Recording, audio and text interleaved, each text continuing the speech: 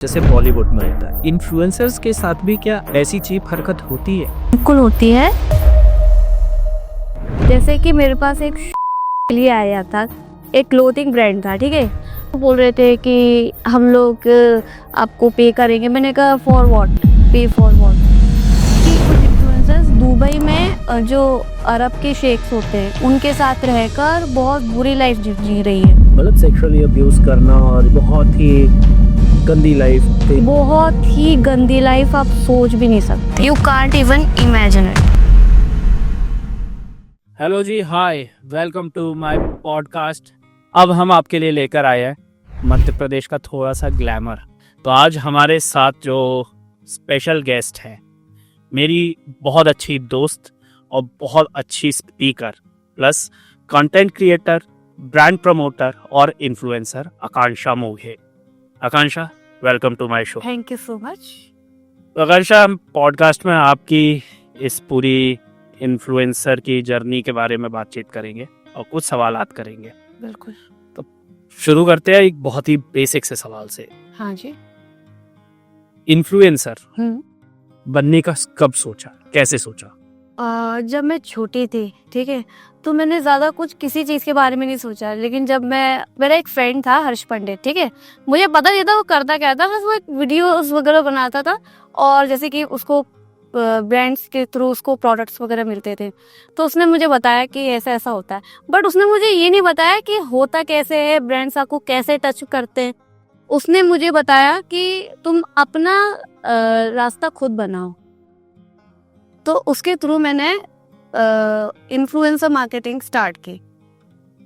मतलब कोई भी आपको अपना रास्ता नहीं बताता है कि कैसे आपको क्या करना है, वो आपको खुद को ही ढूंढना पड़ता है। आपने कैसे ढूंढा इस चीज को? मैंने जैसे कि मैंने नोटिस किया कि खूब सारे ब्रांड्स होते हैं, ठीक है। इन्फ्लुएंसर से मैं सबसे पहले मैंने कनेक्शन किया, इन्फ्लुएंसर्स ने किसी ने नहीं बताया। फिर उसके बाद मैंने गूगल पे सर्च करना स्टार्ट किया कि नए नए जो भी ब्रांड्स होते हैं ना, जिनके नाम मैंने सुने हुए, ये लोग कभी भी न्यू इन्फ्लुएंसर्स को नहीं लेंगे।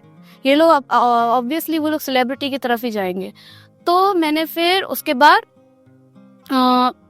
एजेंसी सर्च की, इन्फ्लुएंसर एजेंसीज होती है, तो मैंने उधर रजिस्टर किया। जैसे कि 3-4 में नेम्स ले सकती हूँ एजेंसीज के, जैसे फ्रिस्काउट हुआ, ओपा हुआ, फ्लाइट एंड हुआ। एक मुझे याद है फ्रिस्काउट चलती थी पहले, अब वो बंद हो गई है। तो मुझे सबसे ज्यादा कोलैब्स फ्रिस्काउट से मिले हैं। ओके। हाँ, और अभी जो चल रही है रिसेंटली वो ओपा चल रही है। मतलब आप ओपा से बार्टर कोलैबोरेशन से ही स्टार्ट होता है, पेड आपको डायरेक्टली नहीं मिलता कभी भी। ओके, आपके टाइमलाइन को देखते हैं तो आप फैशन और मॉडलिंग की एक डिक्शनरी लगते हो, ठीक है। लेकिन कोई एक ऐसा सबसे अजीब फैशन ट्रेंड जो आपने फॉलो किया हो कभी, कोई याद है कि जिसमें देख के लगा हो कि हाँ यार फंस गई क्या यार, कैसी लग रही हूँ, जो एक नॉर्मल लड़की को हाँ लग सकता है। वैसे भी रेडी हम होते हैं, मेरी भी बहनें हैं, तैयार होती है और यार आज अच्छे नहीं लग रहे। ऐसा कभी अपन प्रमोशन के लिए गए हो और फिर उस ड्रेस में कि यार ऐसा नहीं मजा आया? बार हुआ है मेरे साथ, ऐसा 2-3 बार हुआ है। और एक बार तो मैंने कह दिया मैं शूट नहीं करूंगी, इतना बुरा मेकअप किया था। ऐसा क्या हुआ था उसमें? मेरा मेकअप पूरा खराब हो गया था, पैचेस पड़ गए थे फेस पे पूरे। ओके। हाँ, और वो अलग से कैमरे में डिफाइन हो रहे थे। तो मुझे ज्यादा वो होता है ना जो बहुत ज्यादा फिल्टर वगैरह कर देते हैं, वो चीज मुझे अच्छी नहीं लगती है। ओके, मतलब बेसिकली जो सॉफ्टवेयर के थ्रू एडिटिंग में जो चीजें चीजें हैं वो आपको नेचुरल नहीं लगता, जैसे है वैसे दिखना है। मुझे नेचुरल दिखना पसंद है। बाय द वे मैंने अभी मेकअप बहुत ज्यादा किया हुआ है, क्योंकि मेरा फर्स्ट पॉडकास्ट है कि रहते मैं ऐसा बिल्कुल ही रहती हूँ। अगर आप मुझे कहीं बाहर मिलेंगे ना तो आप बोलेंगे यही है वो लड़की जिसका मैंने पॉडकास्ट लिया था। नेचुरल रहना। कुछ ऐसे हादसे हो जाते हैं ऑन साइट भी ड्यूरिंग द मॉडलिंग हाँ कि जहां मन खराब हो जाता है। ऐसे में फिर परफॉर्मेंस पे क्या असर पड़ता है? परफॉर्मेंस पे बहुत असर पड़ता है। लाइक समटाइम्स आप जब शूट के लिए जा रहे हो, पता लगा आपकी मेकअप आर्टिस्ट बहुत लेट हो गई है, उसका कुछ भी इशू हुआ, अब आपने 12 बजे से वेट करते करते आपको 6 बज गए।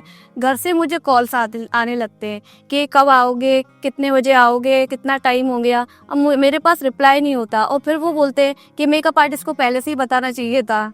और फिर उसके बाद मुझे बहुत लेट हो जाता है, तो वो भी मेरे घर पे फिर मुझे मतलब पता ही है आपको। अभी भी इस लेवल पे आने के बाद घर से कॉल आते हैं कि यार कहाँ रह गई, क्या हुआ? मतलब एक अब वो स्टेज है तुम्हारी कि now you are an independent girl. अगर यही मैं यहाँ में रह रही हूँ, अगर यही मैं किसी बड़ी सिटी में रह रही होती, सेफ सिटी में रह रही होती, तो वो चीज़ अलग होती। मेरे घर वाले मुझे इतना कॉल नहीं करते। ग्वालियर अपनी ऐसी जगह है जहाँ पे यू नो समटाइम्स गर्ल के साथ कोई गलत भी हो जाता है। मतलब इवेंट में भी टेम्पो ऑटो से जाते हूँ, ठीक है, तो वहाँ पर भी बदतमीजी हम लोगों के साथ होती रहती है। चाहे आप इन्फ्लुएंसर हो, चाहे आप स्टूडेंट हो, लड़कियों को ये चीज़ झेलनी ही पड़ती है। बट डोंट यू थिंक कि अदर सिटीज, मैं सॉरी नाम तो नहीं लूंगा किसी भी सिटी का, गर्ल रिलेटेड क्राइम ज़्यादा है वहाँ, एक्सपेक्ट दिस? और कोई भी छोटी सिटी को देखो, लाइक ज़्यादा बड़ी सिटी के मैंने ऐसा देखा है कि गर्ल रिलेटेड क्राइम ज़्यादा है। ऐसे में चैलेंजिंग, देखो चैलेंजेस तो आते हैं, चाहे वो इवन इंडिया हो, चाहे ना वो यूएस हो। हम ग्लोबल रिपोर्ट्स को अगर देखें तो इंडिया से ज़्यादा क्राइम बाहर होते हैं। हाँ, इंग्लैंड हो गया, जिसको हम कभी ज़माने में हमारा माई बाप हुआ करता था, यूएस हो गया, गर्ल रिलेटेड क्राइम वहाँ ज़्यादा है। बट अब ये तो फेस तो करना पड़ता है कि हाँ है, तो नकारा नहीं जा सकता। बट ऐसा नहीं लगता कि हाँ, जैसा ग्वालियर का नाम लिया, कि ग्वालियर में उतना ज़्यादा नहीं है जितना बाहर जाके सफ़र करना पड़ता है। लेकिन एक अंतर आता है, जैसे कि आप अगर रात को 8 बजे के बाद अगर आप घर के बाहर घूम रहे हो, मतलब एज अ गर्ल, तो वो चीज़ सेफ नहीं है। आप 8 बजे के बाद लोगों के मतलब मैंने नजरें वगैरह सब नोटिस कर लिया है, सब लोग बिल्कुल चेंज हो जाते हैं। डिस्टर्ब करती हैं ऐसी नजरें? बिल्कुल, बहुत। और मतलब मैं फ्रीली आपसे पूछ रहा हूँ, जी जी। और एज ए मॉडल कोई आता होगा, हेल्दी फ्लर्ट भी करता होगा, बहुत बार, चीप फ्लर्ट भी करता होगा, बहुत बार।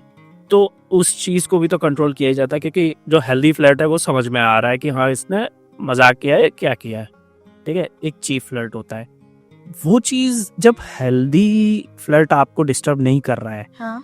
तो हमारा माइंड अब ऐसा कहें कि वो चीप फ्लर्ट पे डिस्टर्ब हो रहा है। देखिए, वैसे मैं एक बात बताऊं, मैं बहुत फोकस्ड इंसान हूँ। मुझे फ्लर्टिंग ही पसंद नहीं है, मुझे दोस्ती पसंद है कि भाई दोस्त बनाओ, मस्ती करो। लेकिन ये फ्लर्टिंग वगैरह ये चीजें ये इंसान को डिस्ट्रैक्ट करती ही है, चाहे गुड वे में फ्लर्टिंग करो, चाहे बैड वे में करो। ओके, आकांक्षा, बात करते हैं ब्रांड प्रमोशन की। इंस्टा पे हमने चेक किया, आपके सिटी के हिसाब से भी देखा जाए तो अराउंड 2.44 के समथिंग, 2,45,000 समथिंग है आपके फॉलोअर्स। और इसको मैं काफ़ी मानता हूँ, एक बड़ी सिटी के हिसाब से अगर मैं कंपेयर करूँ तो वो मैं 50 लाख के हिसाब से लेके चलूँगा। एक ब्रांड है, आप इन्फ्लुएंसर हो, 1 लाख वाले इन्फ्लुएंसर को ब्रांड कितना प्रमोट करते हैं, या कैसे अप्रोच करते हैं, या फिर कितना पे करते हैं, और वही 10 लाख वालों को कितना करते हैं, और उससे ज़्यादा जैसे जैसे सो ऑन आगे बढ़ते जाते हैं, उन्हें कैसे पे करते हैं या कैसे अप्रोच करते हैं ब्रांड्स, जी। वो क्या प्रोसेस है प्लीज़? जैसे कि देखिए, फर्स्ट टाइम हम लोगों को या तो हमारी ईमेल आईडी मतलब ईमेल आईडी होती है, उस पे हमें मेल आती है, या फिर वो नहीं हो पाता तो फिर हमें डायरेक्टली डीएम्स में आते हैं इंस्टाग्राम से।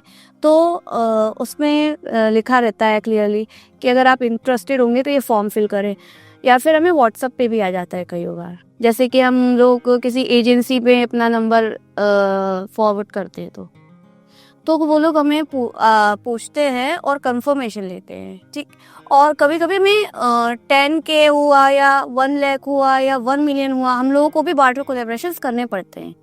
ऐसा ज़रूरी नहीं है कि हमको पेड मिल रहा है, कभी कभी हमको पेड नहीं मिलता, और कभी कभी हमको बार्टर में भी कुछ नहीं मिल पाता। ये भी चीज़ होती है। आप लोगों को भी पे करना पड़ता है? हमें भी पे करना पड़ता है। हम लोग अपने लिए पे करते हैं समटाइम्स, जैसे कि कोई ज्वेलरी शूट हुआ, उसके लिए हमें अपने जेब से ही पे करना पड़ेगा कि हमें मेकअप में हमें अच्छा लगना है, लुक्स हमारे अच्छे होने चाहिए, तो हमें मेकअप आर्टिस्ट को पे करना पड़ेगा ऑब्वियसली।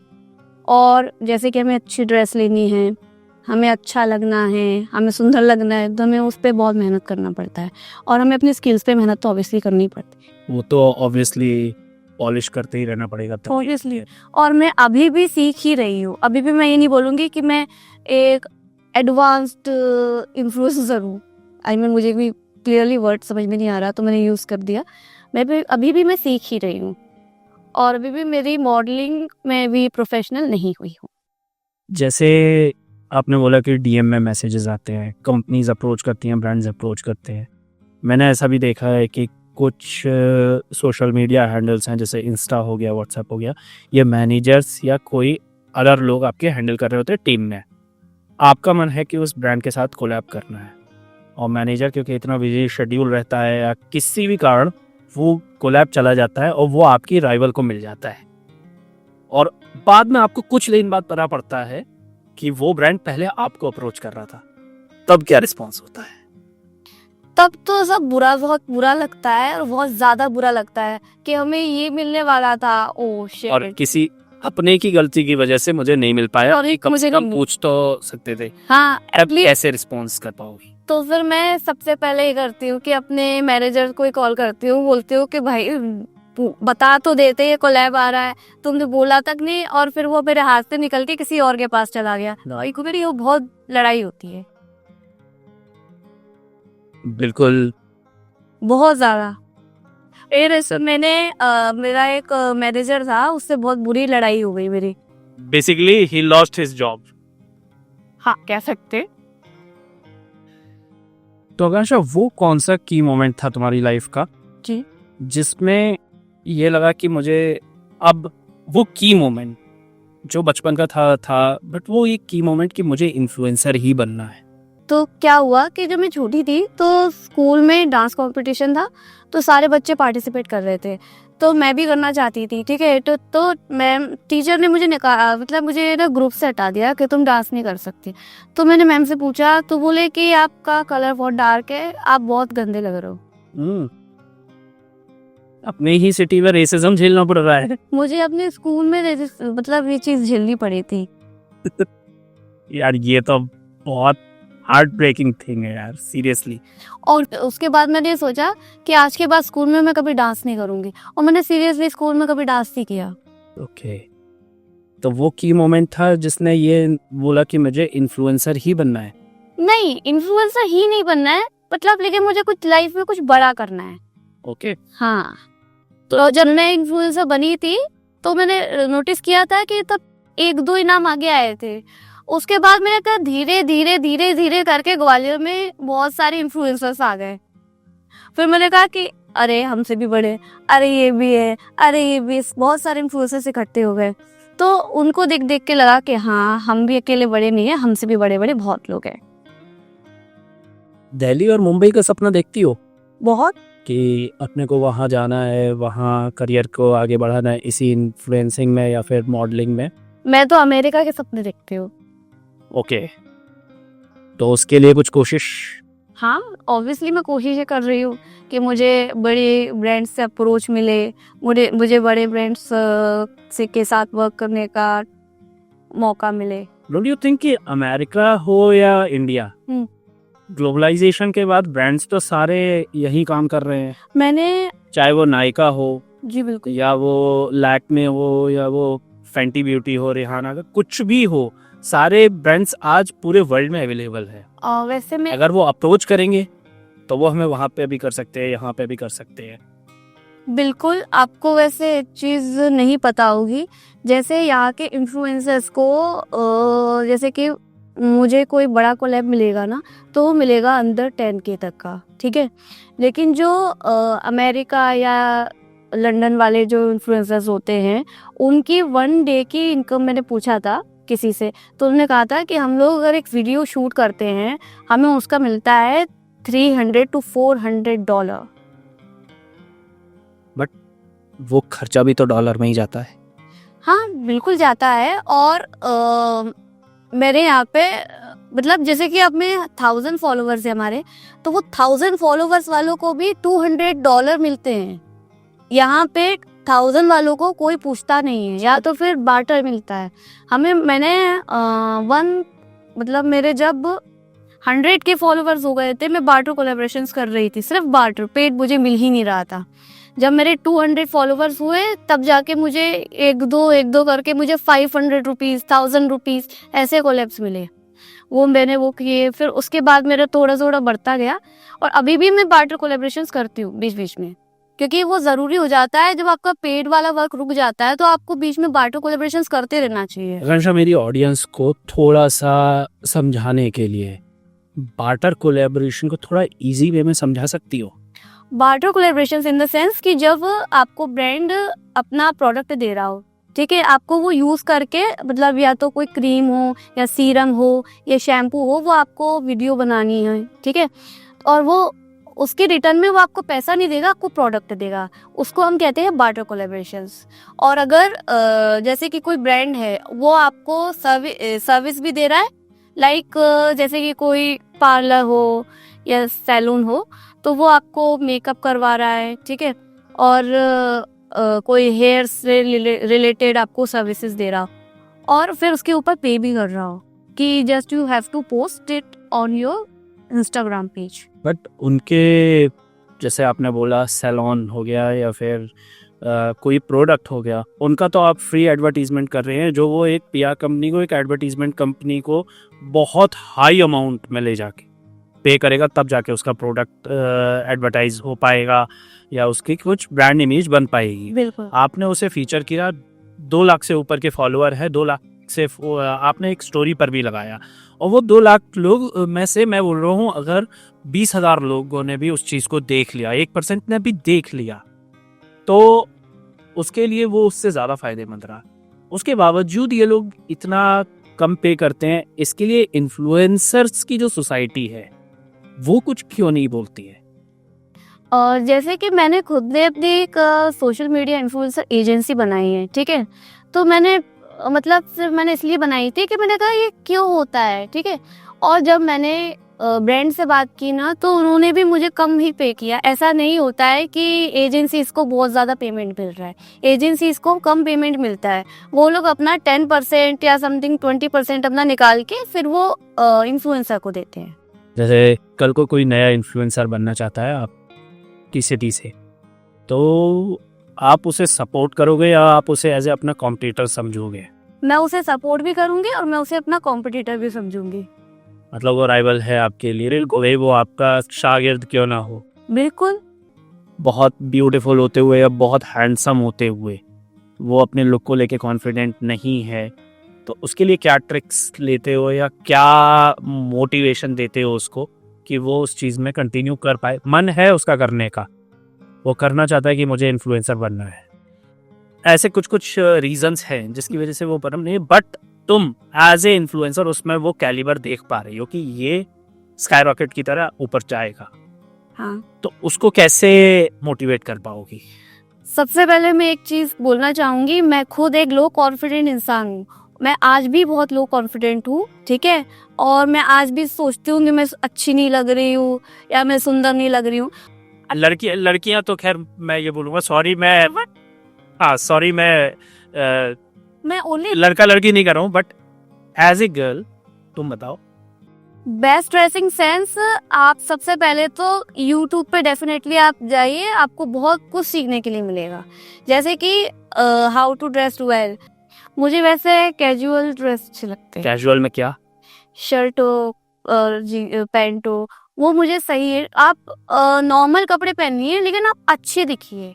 जैसे अच्छे दिखने के लिए आपको ड्रेसिंग थोड़े मतलब क्वालिटी, कपड़ों की क्वालिटी ठीक ठाक हो, आप ऑलरेडी अच्छे लग लोगे। अपने हेयर ढंग से अच्छे से आप केयर करके रखिए, आप अपनी स्किन की थोड़ी बहुत केयर कीजिए। लाइक आपको कुछ महंगे प्रोडक्ट्स की ज़रूरत नहीं है कि आप 200-250 मतलब 200-250 नहीं, मतलब 1000-2000 के प्रोडक्ट्स अपनी स्किन पे लगाइए, नहीं। उससे आप अपनी स्किन डैमेज ही करेंगे। आपके घर में दूध है, कच्चा दूध आता है, डेली लगाइए आप, उससे आपकी स्किन साफ हो जाएगी। तो मैं अपने ऑडियंस को एक चीज़ बता दूं कि जैसा आप देख रहे हैं, कच्चा दूध हो गया, कुछ नेचुरल आइटम ऐसे हैं जो एक्सपेंसिव नहीं है और हम उससे अच्छे बन सकते हैं। ऐसा हो सकता है, पॉसिबल है। हाँ। अपने लुक को कॉन्फिडेंट बनाने के लिए, अपने आप को कॉन्फिडेंट बनाने के लिए सबसे पहले लुक को अच्छा लगाना, करनी पड़ेगी, मेहनत बहुत करनी पड़ेगी। मेहनत तो आपको करनी है, बिना मेहनत के आप चल भी नहीं पाएंगे। अच्छा, मेरा एक सवाल, हाँ। मतलब थोड़ा सा एक कैजुअली, फेयरनेस को आप सुंदरता में लेंगी? क्योंकि आज मार्केट में कई ऐसी क्रीम्स हैं जो आपके फेयरनेस को इन्हांस कर देती है। ग्लूटाथियोन है जिसके इंजेक्शन लगते हैं और फेयरनेस उससे, तो क्या फेयरनेस को सुंदरता से कंपेयर किया जा सकता है? बिल्कुल नहीं, क्योंकि हमारे इंडिया में अधिकतर लड़कियां डस्की टोन की ही है। बट इंडिया में सुंदर गोरी है तो सुंदर है, ऐसा एक परसेप्शन चला है। जबकि फॉरेन कंट्रीज होती है, वहाँ के जो लड़के हैं वो बोल रहे हैं हमें इंडियन टोन की लड़की चाहिए। आपकी रील्स देखी, बहुत सारे कमेंट हैं और बहुत सारी लाइन भी बहुत लोग मार रहे हैं। मैं तो सीधा बोलूँ कि हाँ, बहुत लोग लाइन मारने की कोशिश कर रहे हैं। कोई एक ऐसी चीजिएस्ट लाइन जो आज तक आपको याद हो, कोई ऐसा कमेंट में लाइन आई हो या कोई भी ऐसा कमेंट आया हो? वैसे आया था, एक कमेंट आया था, ठीक है। तो क्या हुआ था कि पहले मैं सिर्फ रील्स बनाती थी, मतलब यूं ही बना ली, कोई इन्फ्लुएंसर वगैरह नहीं थी। मैंने बस इंस्टाग्राम चलाने से मतलब था कि बस खोला, ये चलाया, उल्टा सीधा कुछ भी कर लिया और अपलोड कर दिया। वायरल एक वर्ड होता है, हर इन्फ्लुएंसर होना चाहता है और ज़्यादा होना चाहता है, जिसके शायद ड्वेन जॉनसन हो या सेलिना गोमेज हो, जो हाईएस्ट, रोनाल्डो हाईएस्ट जो जा रहे हैं फॉलोअर्स पे इंस्टाग्राम पे या पे, कंसिस्टेंसी ना रखे, डाउनफॉल भी उतनी जल्दी होता है। बिल्कुल होता है। जैसे कि मैंने कुछ टाइम पहले पोस्ट करना बंद कर दिया, मैंने 1 मंथ तक कंटिन्यू पोस्ट नहीं की। फिर उसके बाद मेरी रील्स की जो व्यूअर्स थी, रीच थे, सब कम होते गए। फिर मैंने कहा कि मुझे दोबारा से कंटिन्यूटी बनानी पड़ेगी। तो मैंने उसके लिए वीक में आप 3 या 4 रील्स तो आपको पोस्ट करनी ही चाहिए। अगर आपको अपना कंटेंट आगे पहुंचाना है, अपनी अच्छी रीच चाहिए आपको, तो आपको पोस्ट आपको करनी ही पड़ेगी हर वीक। तो कंसिस्टेंसी बहुत ज़रूरी है वायरल हाँ। होने के लिए। जी।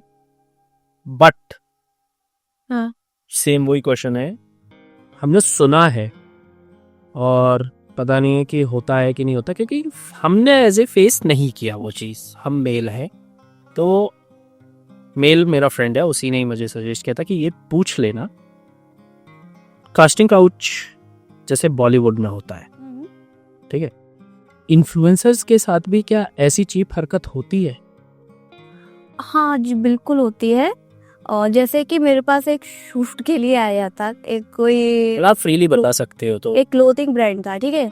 तो उनके जो मतलब क्लोथ्स थे वो लॉन्ड्री, मतलब वो होते हैं ना बिकनी वगैरह टाइप थे। या। हाँ, तो वो उसके लिए अप्रोच कर रहे थे। मैं मना करती जा रही थी, मुझे नहीं करना।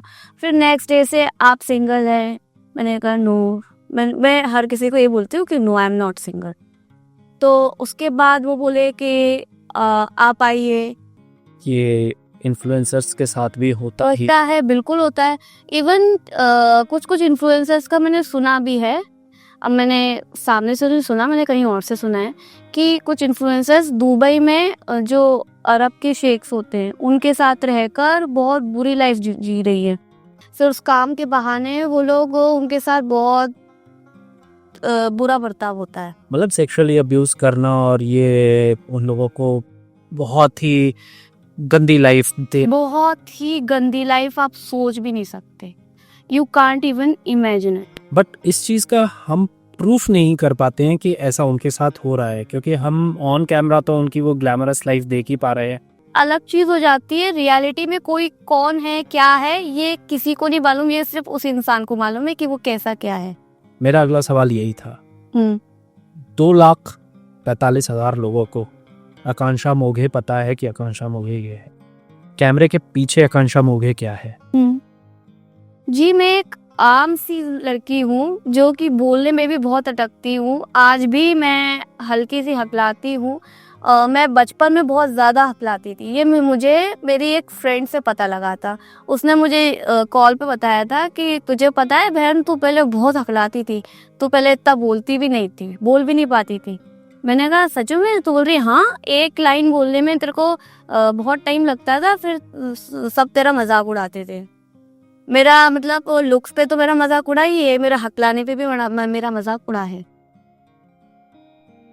तो बस वो एक जो स्टैमरिंग करने वाली आकांक्षा मोघे थी, उसने खुद को ग्रूम किया और वो इस लेवल पे आ पाई है, राइट? हाँ।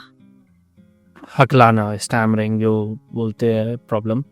शाहरुख खान को तो उसकी पहचान हकलाने से ही मिली थी।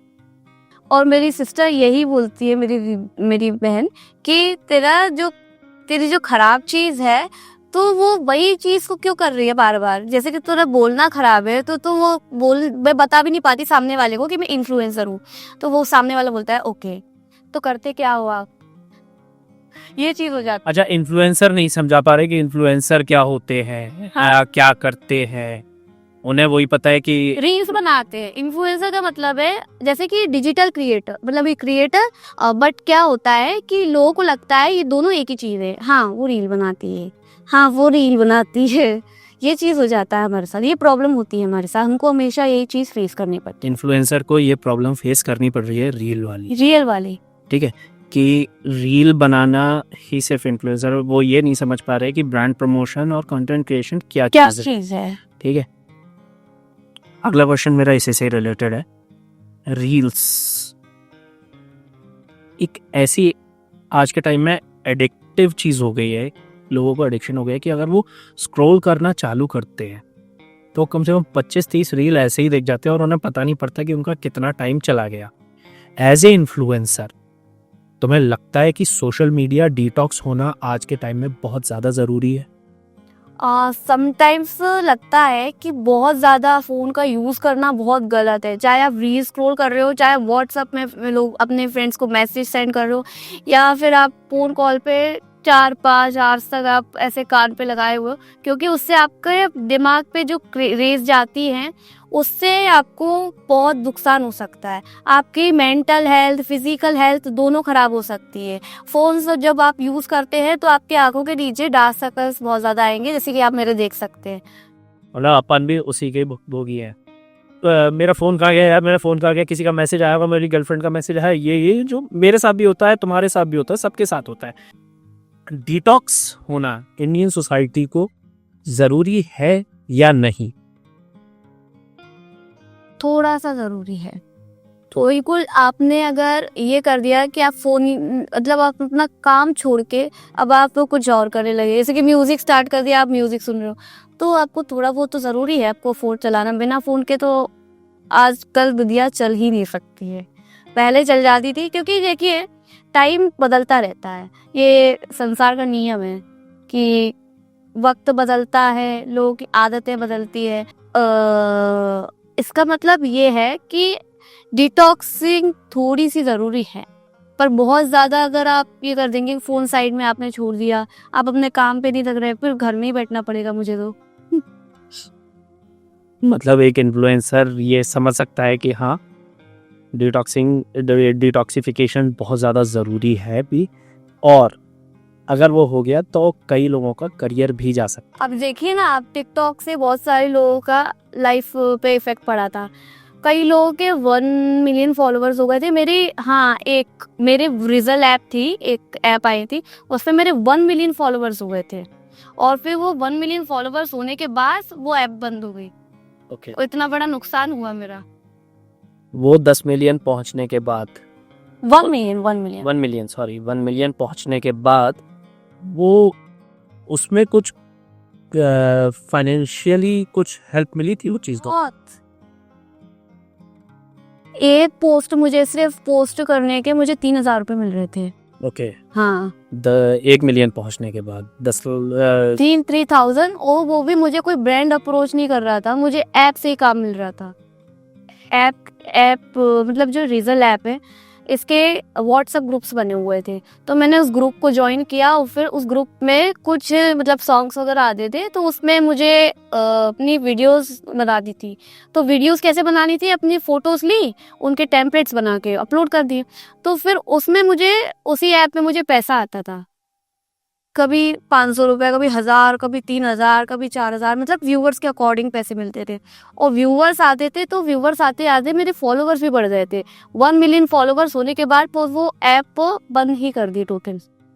वो ऐप बंद हुआ, ऐसे ही टिकटॉक के साथ कई 22 ऐप्स और बंद हुए थे चाइनीज़ गेमिंग के लिए। एक पबजी हुआ करता था, जी हाँ। तो वो नेशनल सिक्योरिटी का एक फेज़ था कि नेशनल सिक्योरिटी के लिए उस चीज़ को जाना बहुत ज़्यादा ज़रूरी था। आई नो कि इन्फ्लुएंसर्स का नुकसान हुआ फाइनेंशियली, उनको बहुत ज़्यादा kind of they lost their job, हाँ, कई लोगों ने They lost- yeah. उड़ाया। They lost their business.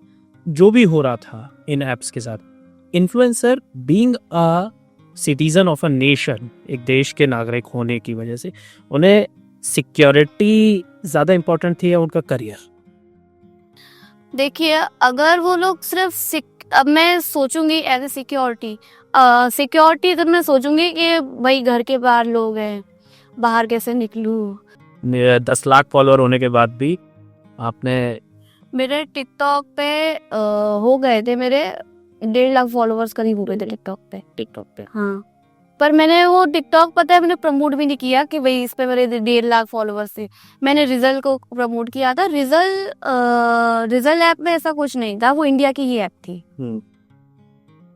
और मैं चाहूंगी कि वो ऐप दोबारा और रिटर्न आ जाए। भाई पैसे दे रहे, किसको बुरे लगेंगे। ऑब्वियसली एक डार्क सीक्रेट है हाँ, फॉलोअर्स का, फॉलोअर्स को खरीदना। हाँ बिल्कुल मालूम है मुझे, फॉलोअर्स को खरीदते हैं लोग। 30 को भाई 40 रुपए में फेक फॉलोअर्स मिलते हैं। फेक फॉलोअर्स मिलते हैं। मतलब मैं फ्रैंकली तुमसे इस चीज को पूछ रहा हूँ कैजुअली कि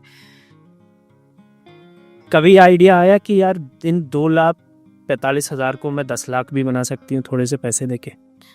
इसका कुछ भी फायदा नहीं होता है। फॉलोअर सिर्फ आपको काउंटिंग दिख जाएगी कि अरे इस लड़की के तो 1 मिलियन हो गए, लेकिन आपकी जो रीच होगी ना वो 0 हो जाएगी।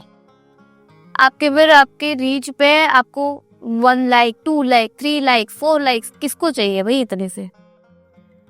मेहनत से करोगे ना तो आपकी अकाउंट, आपकी रीच और आपकी लाइफ सब ही ग्रो होगा। अगर आप चीटिंग करके कोई भी चीज करोगे तो वो रुक जाएगी आपकी लाइफ, और आपके फॉलोवर्स भी और आपकी रीच भी। एज ए इन्फ्लुएंसर तुम्हें एक मैजिक वॉन्ड मिलती है, तो वो कौन सा कंटेंट क्रिएटर होगा जिसकी स्टाइल को तुम कॉपी करना चाहोगी?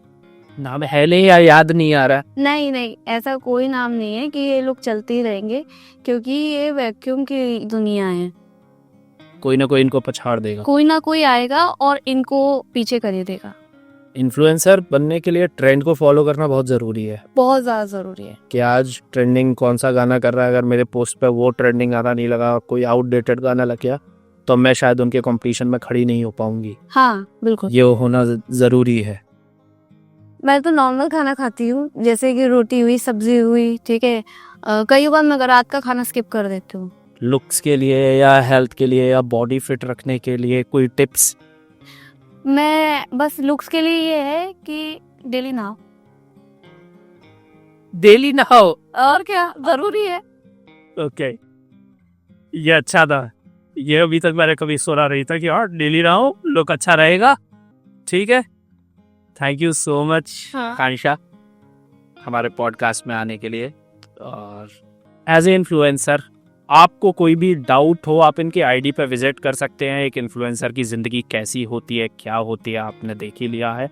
क्या चैलेंजेस होते हैं वो चीज़ आपने देख ली है। गर्ल्स के लिए और बॉयज़ के लिए क्या चैलेंजेस होते हैं या क्या कर सकते हैं वो देख के आप बता सकते हैं। और बाकी लुक अच्छा लग रहा है तो डेली नहाओ। ठीक, तो ठीक है Akanksha, thank you so much for coming on our show. Thank you so much. फिर से बुलाएंगे, फिर से ढेर सारी बातें करेंगे। तब तक के लिए मैं आपसे इजाज़त चाहूँगा।